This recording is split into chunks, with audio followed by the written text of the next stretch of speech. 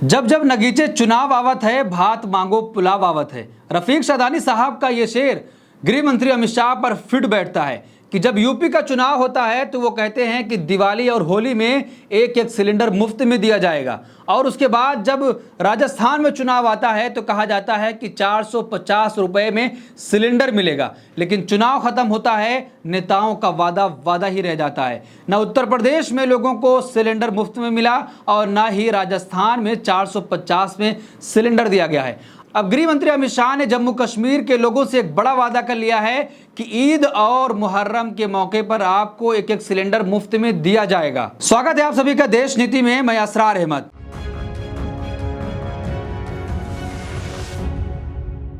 देश नीति केवल सच्ची और पक्की खबरें। जब जब चुनाव पास आता है तब नेताओं के वादे भी आपके सामने आ जाते हैं। आपको याद होगा कि 2014 में प्रधानमंत्री नरेंद्र मोदी ने वादा किया था कि हर साल 2 करोड़ रोजगार मिलेगा, 15 लाख यूं ही आपके खाते में आ जाएंगे, लेकिन अभी तक नहीं आया।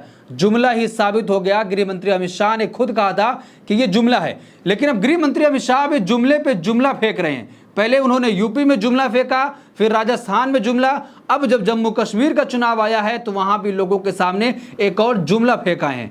तो इनको अब जुमला जीवी कहा जाए या नेता जीवी कहा जाए या फिर क्या कहा जाए, नहीं समझ आ रहा है।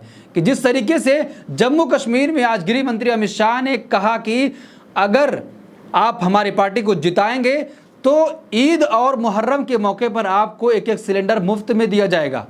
वही भारतीय जनता पार्टी है जो मुसलमानों के खिलाफ लगातार बयानबाजियां देती है।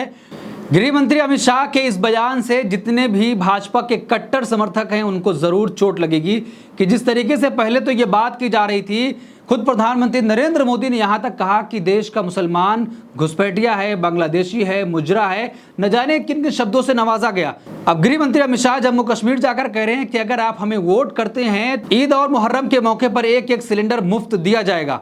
ईद के मौके पर, मुहर्रम के मौके पर 2 गैस के सिलेंडर मुफ्त दिए जाएंगे। 2 गैस के सिलेंडर। अब गृह मंत्री अमित शाह के इस बयान पर लोग मजाक भी उड़ा रहे हैं और उनके पुराने बातों को भी याद दिला रहे हैं कि किस तरीके से आपने क्या कुछ कहा था, लेकिन अभी तक एक भी वायदा पूरा नहीं हुआ है। हरियाणा कांग्रेस ने लिखा कि वो हिंदू को भी बनाता है, वो मुसलमान को भी बनाता है, मूर्ख बनाने वाले का कोई धर्म नहीं होता। गृह मंत्री अमित शाह की इस वीडियो को लगाकर ट्वीट किया गया है। तो ये सब क्यों हो रहा है आपको भी पता होगा कि जिस तरीके से भारतीय जनता पार्टी की हालत, चाहे वो जम्मू कश्मीर हो, चाहे वो हरियाणा हो, चाहे फिर आने वाले 2 स्टेट के चुनाव हो, महाराष्ट्र और झारखंड, लगातार वहां पर भारतीय जनता पार्टी की हालत खराब है। जम्मू कश्मीर में यह दावा किया जा रहा था कि धारा 370 के खात्मे के बाद जम्मू कश्मीर में शांति आ गई है, लेकिन लगातार ऐसी घटनाएं सामने आ जाती हैं जहां पर बीजेपी के इन वादों को खोखला साबित करती हैं। और यह भी कहा जा रहा था कि धारा 370 के बाद जल्दी ही वहां पर चुनाव होगा, लेकिन पूरे 5 साल बीत गए, यानी कि 10 साल बाद चुनाव भारतीय जनता पार्टी करा पा रही है।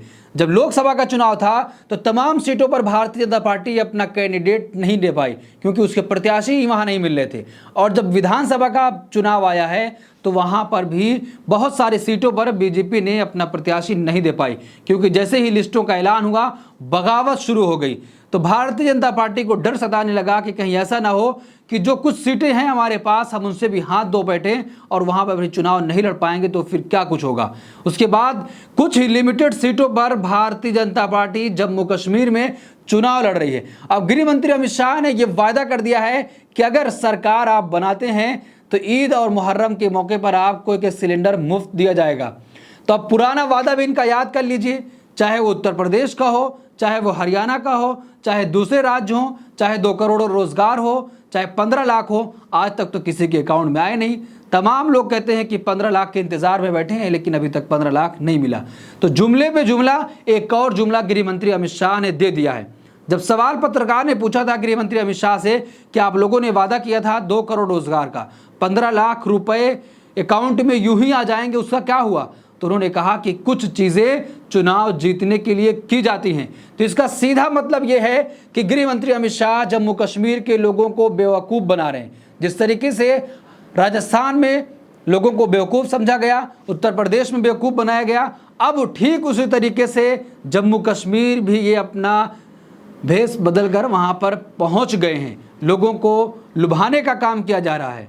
प्रधानमंत्री नरेंद्र मोदी और गृह मंत्री अमित शाह जम्मू कश्मीर में ताबड़तोड़ रैलियां कर रहे हैं। किसी भी रैली में ये नहीं कह रहे कि धारा 370 के खात्मे के बाद यहां पर शांति आ गई है, बल्कि सिर्फ और सिर्फ दूसरे पार्टियों के कामों को गिनाया जा रहा है कि उन्होंने ऐसा किया। किसी पार्टी में परिवारवाद तो किसी में और कुछ है, लेकिन जम्मू कश्मीर के लोगों से एक सीधा संवाद नहीं हो पा रहा है कि अगर हम जीत कराते हैं तो आपके लिए ये काम किया जाएगा।